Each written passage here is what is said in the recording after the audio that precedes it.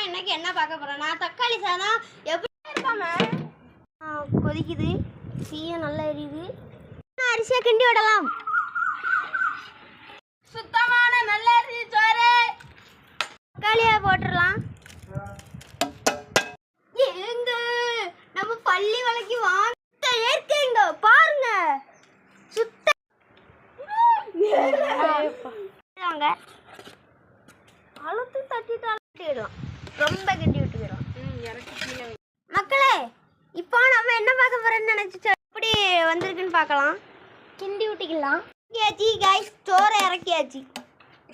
தாளிக்கிறதுக்கு எண்ணெய் ஊற்றி கடுகு போட்டாச்சு. கடுகு போட்டணும். உருளைக்கிழங்கு பொரிக்கலாம். எடுத்துட்டு வாங்க.